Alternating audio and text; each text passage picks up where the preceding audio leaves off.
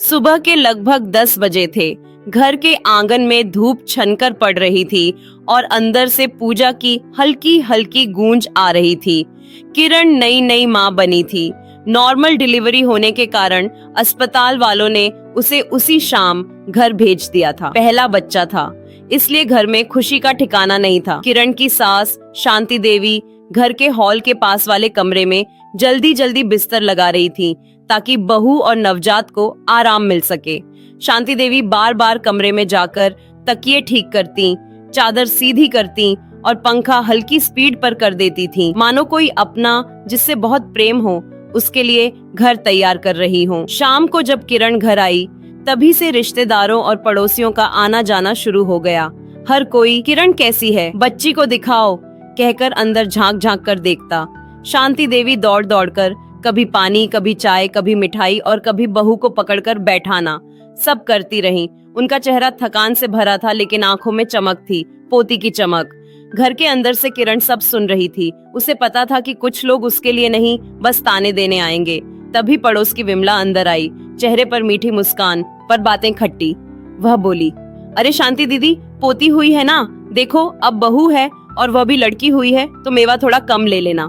हम तो अपनी बेटी के लिए पूरा बादाम, पिस्ता, काजू डालते हैं, लेकिन बहू के लिए इतना खर्च का है। किरण अंदर लेटी लेटी सुन रही थी। उसका दिल जैसे किसी ने मुट्ठी में कसकर पकड़ लिया हो। विमला फिर बोली, और लड्डू कम न बने इसके लिए आटा ज्यादा ले लेना, सब मिल जाएगा। शांति देवी बस मुस्कुराकर सुनती रही। उन्होंने कुछ नहीं कहा। विमला चली गई। पीछे एक अजीब सी चुभन और माहौल में खामोशी छोड़कर उसी वक्त किरण के ससुर जी बोले, शांति, मैं बाजार जा रहा हूँ, तुम लिस्ट दे दो, मैं सब ले आता हूँ, कुछ भूलना नहीं। शांति देवी ने लिस्ट निकाली और सामान लिखवाना शुरू किया, लेकिन इस बार लिस्ट में बादाम ज्यादा थे, घी ज्यादा था, काजू पिस्ता ज्यादा थे और बाकी मेवा भी पहले से 2 गुना था। ससुर जी ने हंसकर पूछा, इतना सामान, लगता है तुम भी लड्डू खाने वाली हो। शांति देवी ने एक गहरी सांस लेकर कहा, सुनो जी, जब हमारी बेटी की डिलीवरी हुई थी तब हमारे पास पैसे कम थे। हमें जितना करना चाहिए था उतना कर नहीं पाए। आज बेटा भी कमा रहा है, परिस्थितियां भी ठीक हैं, तो क्यों ना इस बार मैं अपनी बहू के लिए वह सब करूं जो बेटी के समय नहीं कर पाई। किरण के दिल में जैसे कोई मीठी सी लहर दौड़ गई। शांति देवी आगे बोली, और बच्चा चाहे लड़की हो या लड़का, दर्द तो बहू को ही सहना पड़ता है, उसका शरीर टूट जाता है। तो मैं बादाम ज्यादा ही खरीदूंगी, लड्डू भी बनाऊंगी और बाद में हलवा भी, ताकि किरण को कमजोरी न आए, मेरी बहू और पोती दोनों स्वस्थ रहें। यह सुनकर ससुर जी चुप हो गए। उनकी आंखों में गर्व आ गया। किरण अंदर लेटी लेटी रो पड़ी। खुशी के आंसू थे। रात करीब 9 बजे शांति देवी कमरे में आई। किरण बच्ची को अपनी छाती से लगाई थी। किरण ने धीमे से कहा, मम्मी जी, फिर रुक गई, थोड़ा झिझकी। शांति देवी पास बैठी। किरण ने हिम्मत करके कहा, क्या मैं आपको मम्मी जी की जगह मम्मी कह सकती हूँ? शांति देवी के चेहरे पर एक पल को सन्नाटा आया, फिर आंखें भर आईं। उन्होंने किरण के सिर पर हाथ रखा और बोली, अरे पगली, इस घर में तू बहू बनकर नहीं बल्कि बेटी बनकर आई थी, तू कह मम्मी, सुनकर बहुत अच्छा लगता है। दोनों रो पड़ी। बच्ची पास सो रही थी, जैसे वह इस नए रिश्ते की गवाह हो। डिलीवरी के बाद शरीर कमजोर हो जाता है। किरण को रात में उठना मुश्किल होता था। एक रात बच्ची लगातार रो रही थी। किरण थक चुकी थी। वह रोते हुए बोली, मम्मी, मैं नहीं संभाल पा रही। शांति देवी ने बच्ची को गोद में लिया, किरण को पानी पिलाया और बोली, माँ वही है जो धीरे धीरे सीखती है, कोई पहली बार में परफेक्ट नहीं होता, तू बस इतना जान कि मैं तेरे साथ हूँ। किरण उनके कंधे पर सिर रखकर सो गई। शांति देवी बच्ची को गोद में लेकर पूरी रात बैठी रही। सुबह जब किरण जागी तो उसने देखा शांति देवी बच्ची को गोद में लिए झूला झुला रही थी और खुद भी उनींदी थी। किरण ने आगे बढ़कर उनका हाथ पकड़ा और कहा, मम्मी, आपने मेरी जिंदगी का सबसे बड़ा सहारा दिया है। अब समझ आया, लोग कहते हैं सास बहू का रिश्ता कठिन होता है, पर मैं सच में बहुत खुशकिस्मत हूँ। शांति देवी मुस्कुराई।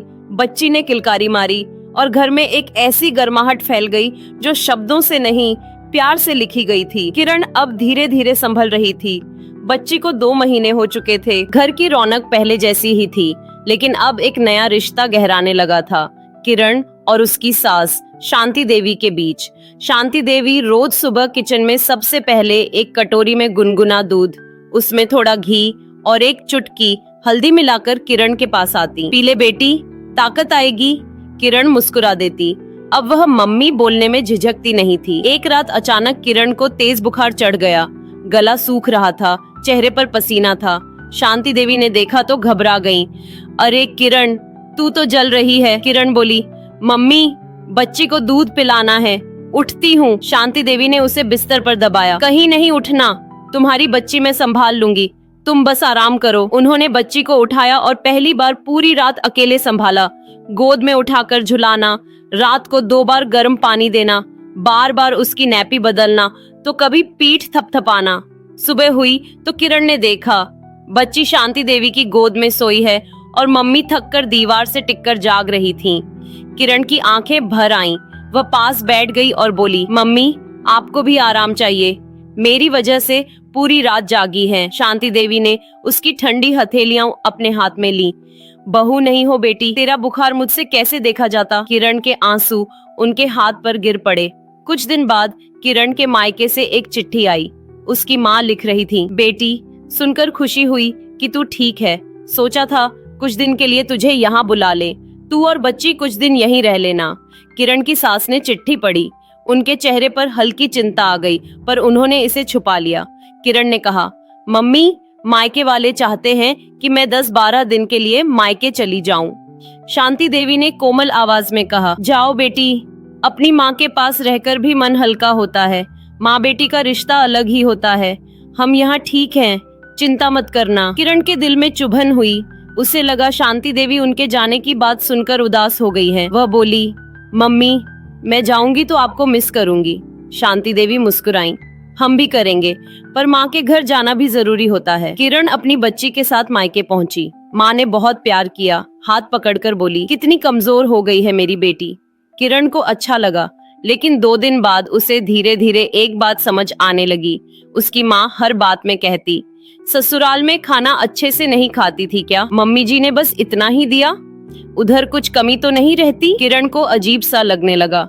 उसे एहसास हुआ कि ससुराल में शांति देवी सिर्फ काम या व्यवस्था नहीं देखती, वे दिल देखती हैं। माँ पिता प्यार करते हैं, पर शांति देवी उसे बेटी की तरह जीने दे रही है। तीसरे दिन बच्ची रात में रोई तो माँ परेशान हो गई। अरे ये तो बहुत रोती है, शांति देवी कैसे संभालती होंगी? किरण तुरंत बोली, मम्मी वही तो, वे मेरे आने से पहले 3-4 बार पूरी रात जाग चुकी हैं। माँ चुप हो गई। किरण अचानक शांति देवी के लिए और भी भावुक हो उठी। 5वें दिन किरण ने अपना सामान बांध लिया। माँ ने पूछा, इतनी जल्दी जा रही है? किरण ने बच्ची को गोद में उठाते हुए कहा, मम्मी मेरी बच्ची को जिस गोद में सबसे ज्यादा सुकून मिलता है वह मम्मी जी की है, और सच कहूँ मुझे भी। माँ ने चौंक कर देखा, पर उनके चेहरे पर गर्व भी था। गाड़ी जैसे ही घर के बाहर रुकी, शांति देवी दौड़कर बाहर आईं।